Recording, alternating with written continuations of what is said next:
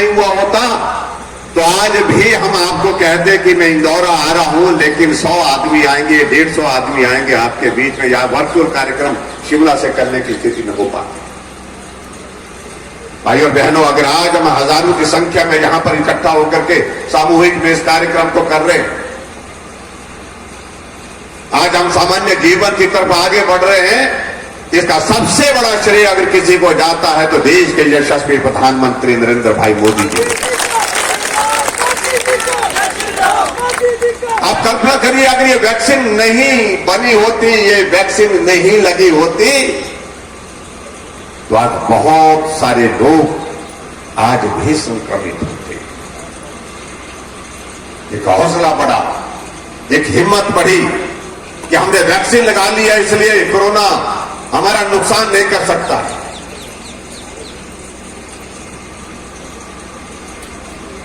भाई और बहनों, मैं आपके बीच में जरूर कहना चाहूंगा, जब ये इतना बड़ा ये संकट चल रहा तो जो हमारे विपक्ष के लोग वो क्या भूमिका निभा रहे थे।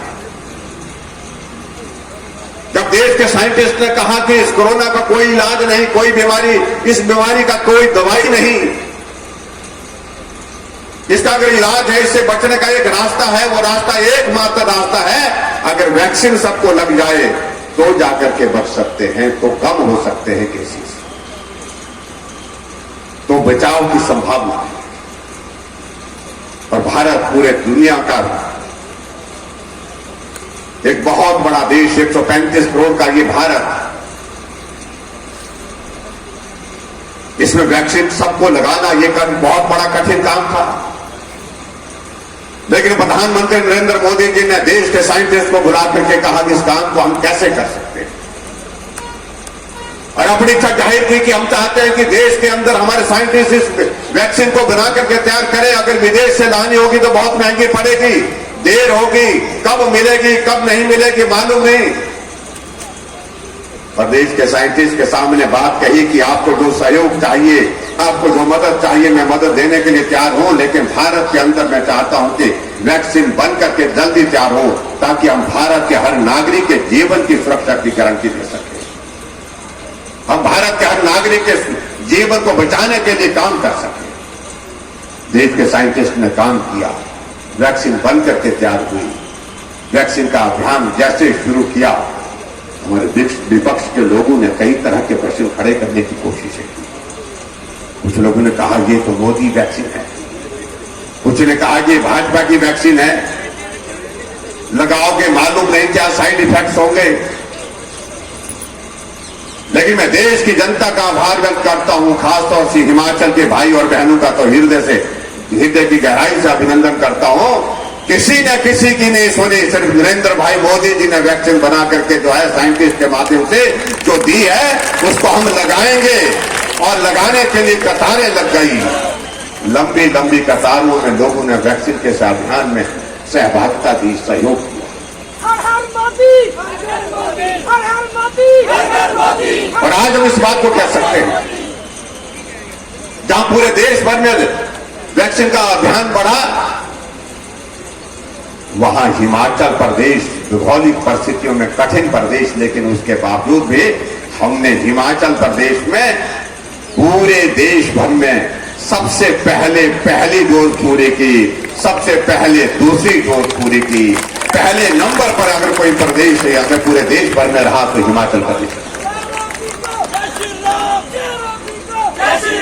इस बात को समझने की आवश्यकता है, और ये आप सबके सहयोग के बिना संभव नहीं था। और आज वो कांग्रेस के नेता, कांग्रेस के लोग जो कहते थे मोदी वैक्सीन है, हम नहीं लगाएंगे, मालूम नहीं इसकी टेस्टिंग हुई नहीं है पूरी तरह से, अभी इसके बारे में कई तरह के प्रश्न चिन्ह हैं, आज वो भी जाकर के वैक्सीन लगा रहे हैं। तो उनको भी मालूम पड़ गया कि अगर जीवन को सुरक्षित करना है तो वैक्सीन आवश्यक है। आप सबका बहुत बड़ा सहयोग मिला, और मुझे उम्मीद है कि यहां जितने भी भाई बहन बैठे हैं सबने वैक्सीन लगा ली। हाथ खड़े करें दरबार, जिनने दोनों लगा दी तो दोनों हाथ खड़े करो। 100% मैं देख रहा हूं, कोई हाथ नीचे नहीं। इसके लिए मैं आप सबको बहुत बहुत बधाई देता हूं। आप सबका बहुत बहुत धन्यवाद। भाई और बहनों, अब हमारा 4.5 साल का कार्यकाल पूरा होने जा रहा है और इन 4.5 वर्ष के कार्यकाल में हिमाचल प्रदेश में जो ऐसी संकट की घड़ी में, ऐसी परिस्थितियों में, कोविड के दौर में भी काम किया जा सकता तो हमने काम करने की कोशिश की और मुझे इस बात की प्रसन्नता है कि हम उसमें सफल हुए। सरकार बनने के बाद पहला निर्णय हमने हिमाचल प्रदेश में यह लिया कि बुजुर्गों के लिए पेंशन में ऐसी भीड़ में आने की आवश्यकता नहीं। 70 साल से ऊपर के सभी बुजुर्गों के लिए हमने पहली कैबिनेट की बैठक में पहला निर्णय लिया और सबको पेंशन का। महिलाएं घर से नहीं निकलती थी। एक दौर होता था महिलाएं घर के कामकाज में ही व्यस्त रहती थी। आज महिलाएं हर क्षेत्र में काम करती हैं, नौकरी करती हैं, अपना कारोबार करती हैं, अपनी दुकान चलाती हैं, बाजार जाकर के जो सामान लाना हो तो उस काम के लिए निकलती हैं, समाज के अलग अलग क्षेत्र में सेवा के लिए आगे निकलती हैं और महिलाओं की संख्या 50% है आबादी का। और ऐसे में हमने विचार किया कि हमारी मातृशक्ति को और ज्यादा मजबूत करने की दृष्टि से क्या हम मदद कर सकते हैं। हमने ये तय किया कि जितनी हमारी माताएं बहनें हैं, अगर उनकी आबादी का हिस्से में से 50% आबादी का हिस्सा उनका है तो हमने तय किया कि बसों में आने जाने का किराया भी उनको 50% ही देंगे।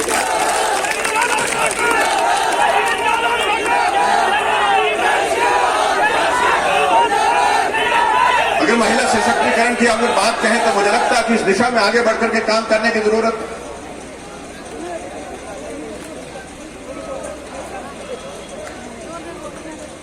और कई बार कुछ लोगों ने मुझे लिख करके भेजा, ये महिलाओं के लिए क्यों, पुरुषों ने क्या बिगाड़ा।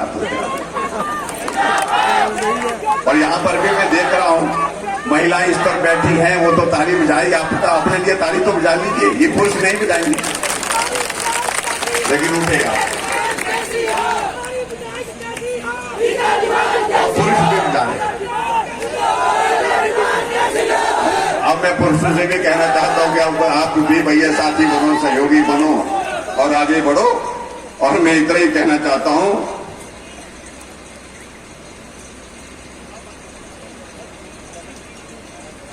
कि अब दौर आ गया। एक वक्त होता था जब मुख्यमंत्री या मंत्री आता था, पुरुष घर में धौंस मारता था। आज मुख्यमंत्री आ रहे हैं, हम जल्दी हमारे लिए ब्रेकफास्ट बना करके तैयार करिए, हमको सभा में जाना है, कार्यक्रम में जाना है। और महिलाएं बेचारी वो जो है वो उनके लिए खाने का इंतजाम जल्दी जल्दी अच्छा खाना। और कहीं तो ऐसा होता था कि भाई कि आप देर से आएंगे, कुछ साथ में ले करके भी जाओ, कुछ खाने के लिए। लेकिन अब परिवर्तन भी हो गया और आज की सभा में मैं कह सकता हूं कि बहुत बड़ा परिवर्तन हो गया। आज शायद महिलाओं ने ये कहा होगा कि आज मुख्यमंत्री जी आ रहे हैं और अपने पतिदेव को उनको बोला है कि मुख्यमंत्री जी आ रहे हैं, आप घर में बैठिए, हम मुख्यमंत्री के कार्यक्रम में जा रहे हैं।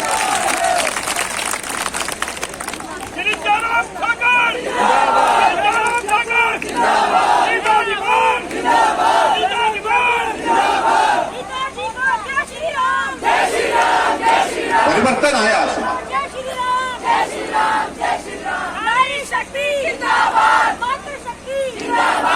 और आप यहां से अपने मोबाइल से मैसेज भी कर सकते हो कि हम जरा थोड़ा लेट पहुंचेंगे, इसलिए लंच का इंतजाम भी करके रखें। ये संदेश जाना चाहिए, उनको भी जाना चाहिए। लेकिन मुझे इस बात की प्रसन्नता है कि हमारे हिमाचल प्रदेश में बहुत अच्छी व्यवस्था है कि हमारी मातृशक्ति हर कार्यक्रम में बोल्ड होकर के आगे खड़ी होकर के सेवा के लिए निकलती है, काम के लिए।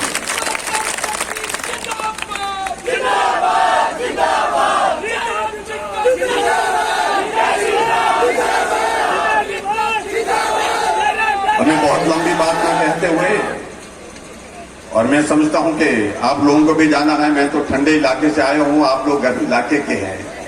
आपको तो इस गर्मी में मुझे लगता है कि कठिनाई नहीं हो रही होगी ज्यादा।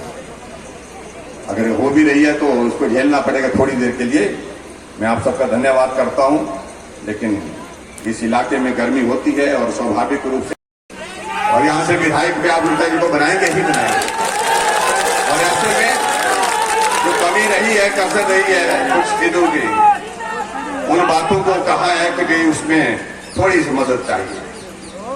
और थोड़ी करते करते जो है, ये मैं देख रहा था, ये लिस्ट इतनी लंबी हो गई।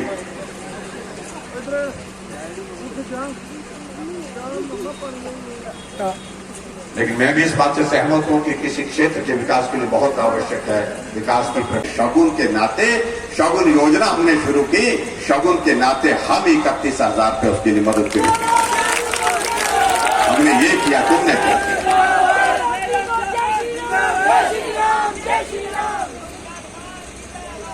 हमने उस नौजवान की चिंता की जो रोजगार की तलाश में दर दर भटक रहा है। हमने कहा अगर सरकारी क्षेत्र में नौकरी नहीं मिलती तो अपने पांव पर खड़े होने के लिए रास्ता तलाशिए, हम आपको मदद करना चाह रहे हैं। हमने मुख्यमंत्री स्वावलंबन योजना की शुरुआत की और मुख्यमंत्री स्वावलंबन योजना के अंतर्गत मुझे इस बात की प्रसन्नता है कि हिमाचल के नौजवानों ने उसको स्वीकार किया।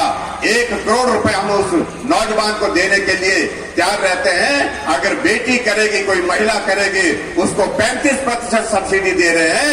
अगर पुरुष कर रहा है, नौजवान कर रहा है, तो उसके लिए हम 25% सब्सिडी के प्रावधान के साथ आगे बढ़े। और मुझे इस बात की खुशी है, अभी तक हिमाचल प्रदेश में लगभग 100 करोड़ हम इस पर खर्च कर चुके हैं। और आज मुझे प्रसन्नता होती है, बहुत सारे नौजवान हमको मिलते हैं और वो कहते हैं कि हमने अपना काम शुरू किया इस स्वावलंबन योजना के अंतर्गत, और हम ही काम नहीं कर रहे हैं, मेरे पास 30 और नौजवान भी काम कर रहे हैं। हमने 30 नौजवानों को और लोगों को रोजगार दिया। लंबे समय तक कांग्रेस है, कभी सोचा हमने। और अभी हमने कुछ दिन पहले हमारा 15 अप्रैल को हिमाचल दिवस था और 15 अप्रैल को हमने कुछ बातों का जिक्र किया तो हमारे से बहुत सारे लोग खपा हुए बैठे हुए हैं, हमारे कांग्रेस के लोग हैं, कैसे होगा, क्यों होगा। और कुछ ने तो शब्दों का इस्तेमाल इस प्रकार से किया है जो आपत्तिजनक है, मैं कह सकता हूं।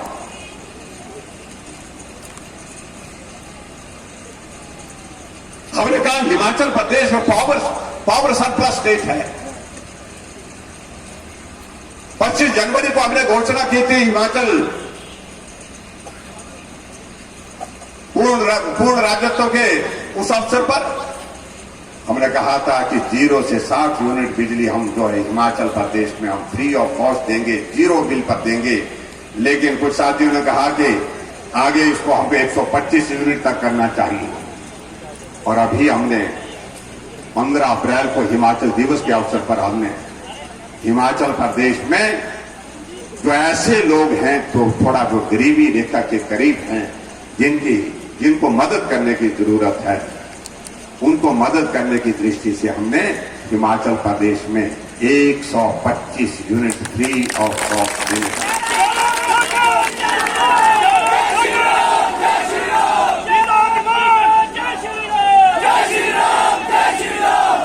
कुछ लोग कहने लगे कि आप हिमाचल प्रदेश के लोगों को मुफ्तखोर बना रहे, ये सब ठीक नहीं है। हमने कहा हम कर लेंगे, हम 6,000 करोड़ रुपए बिजली से आय पैदा करते हैं हिमाचल प्रदेश के लिए। अगर मुझे उसमें से 250 करोड़ रुपए उन गरीब लोगों के लिए मदद करने की जरूरत पड़ती है, उस पर खर्च भी दे, तो मैं समझता हूं कि बहुत बड़ा गुनाह नहीं किया, बहुत बड़ा पाप नहीं।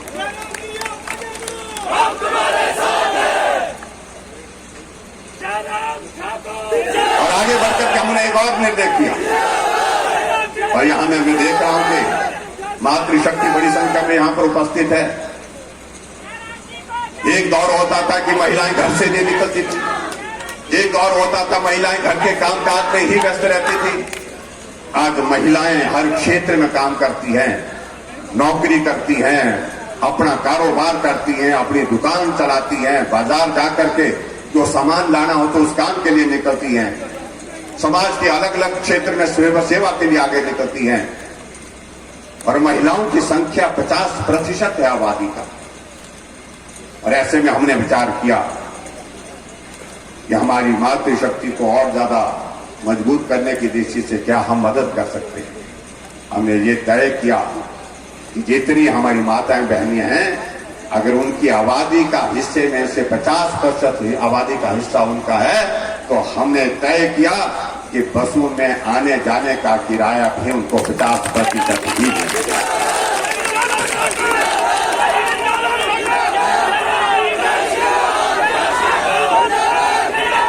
अगर महिला सशक्तिकरण की अगर बात कहें तो मुझे लगता है कि इस दिशा में आगे बढ़कर के काम करने की जरूरत है।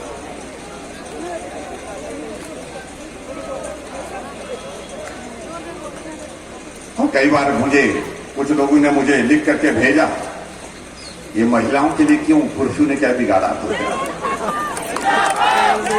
और यहां पर भी मैं देख रहा हूं महिलाएं इस पर बैठी हैं, वो तो ताली बजाएगी, आप अपने लिए ताली तो बजा लीजिए, ये पुरुष नहीं बजाएंगे, लेकिन उठेगा पुरुष भी बजाएंगे।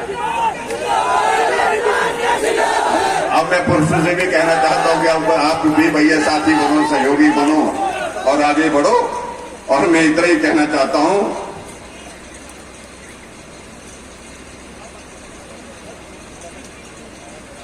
कि अब दौर आ गया।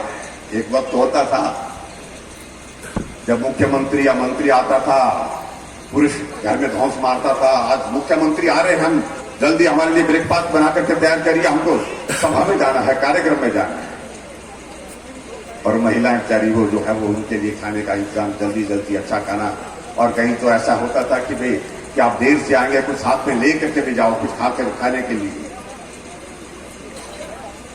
लेकिन अब परिवर्तन भी हो गया और आज की सभा में मैं कह सकता हूं कि बहुत बड़ा परिवर्तन हो गया। आज शायद महिलाओं ने ये कहा होगा कि आज मुख्यमंत्री जी आ रहे हैं और अपने पतिदेव को उनको बोला है कि मुख्यमंत्री जी आ रहे हैं, आप घर में बैठिए, हम मुख्यमंत्री के कार्यक्रम में जा रहे हैं।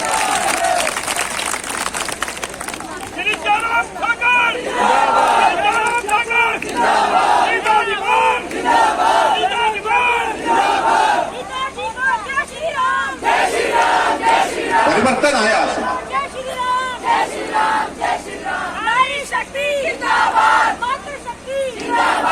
और आप यहां से अपने मोबाइल से मैसेज भी कर सकते हो कि हम जरा थोड़ा लेट पहुंचेंगे, इसलिए लंच का इंतजाम भी करके रखें। ये संदेश जाना चाहिए, उनको भी जाना चाहिए। लेकिन मुझे इस बात की प्रसन्नता है कि हमारे हिमाचल प्रदेश में बहुत अच्छी व्यवस्था है कि हमारी मातृशक्ति हर कार्यक्रम में बोल्ड होकर के आगे खड़ी होकर के सेवा के लिए करती है, काम के लिए।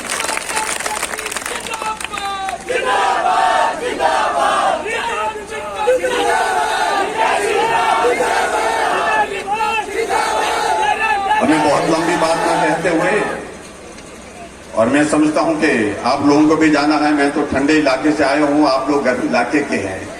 आपको तो इस गर्मी में मुझे लगता है कि कठिनाई नहीं हो रही होगी ज्यादा।